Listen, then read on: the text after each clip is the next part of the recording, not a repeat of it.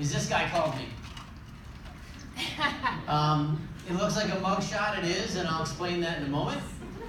But it was listed on MLS for $119,900. Now this guy called me and said, hey, I have a property, I got your letter, I'd like to sell. So I get there, did very little research, I just figured, okay, I'll check it out. It was listed. I'm like, well, typically the homes I'm marketing to are off market, so I said, well, talk to me about this. But he gave me a tour, I got to get inside, and the home needed some work, and I'll explain to you in a second with some of the pictures. And I'm thinking, well, I need to talk to the agent. I asked him what it sold for. And I'm like, this is not going to be a deal. I mean, in today's market in the Fox Valley, quite honestly, if something's listed, most agents will just kind of just tell you to bug off. I mean, you can tell them to give a lowball offer, but they're just not going to give you the time of day. So I was even just debating what I'm going to do with this. So here's how it was listed.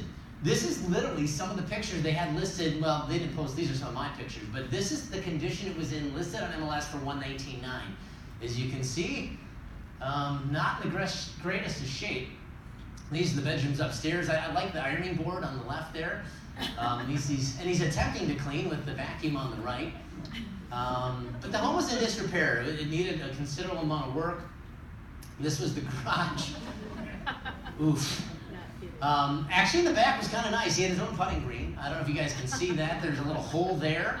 I thought it'd be a pretty nice job just to kind of pull that up, and I'll explain that in a second. That turned to be a little bit of a project that I took on, but the home needed a lot of TLC.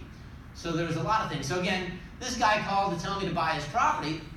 It was listed on MLS for $119,900. At this point, I had two options. I'm like, all right, well, I got to call the agent, right? They are representing kind of him, but not really. So I knew a little of information.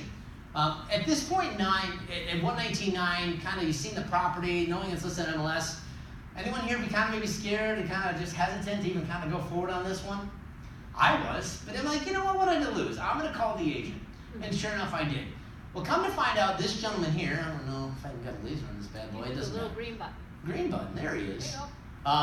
He was actually not the person representative. When I mailed this gentleman about a year ago, he was the person representative, but he ended up assigning that right to his daughter who lived out of state. But he had vested interest on this property because it was an estate, and he was going to get some dividends paid out because there was some life insurance and all some other good stuff that was housed within the estate, not to mention the proceeds from the property. So it was in his financial interest to get this property sold, although you could tell in the condition he had no wherewithal to obviously get it to a point where it could sell for even close to $119,900. So I talked to the agent. I said, listen, here's the deal. I know it's listed at $119,900. I can't even come close to making an offer. Would your seller consider something around, in the 60s?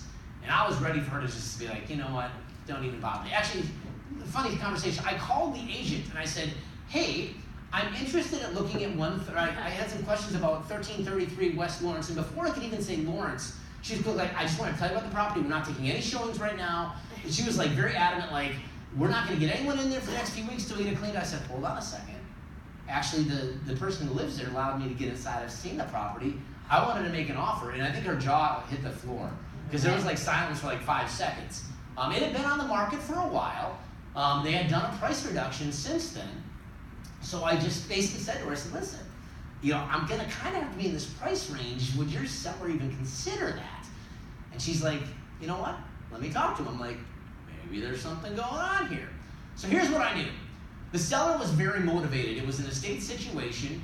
The personal rep was out of state. She had no interest she lived in actually Missouri, had no interest of coming back. Her and her father were kind of on the outs. He was living there quasi-squatting. And needless to say, they wanted to sell. So what I ended up doing, I said, listen, I'll buy the property for $65K. They're like, yeah, let's do it. So normally on an MLS, you're not going to be able to get that type of a discount. In today's market, you're just not. So on the surface, it didn't look like a deal until you kind of found some additional information. So I closed this bad boy in 4 weeks. So that, I guess, as this is maybe not as creative of a deal, what I'm trying to tell you is sometimes you have to kind of look past the initial look, the situation here, and try to dig a little bit more.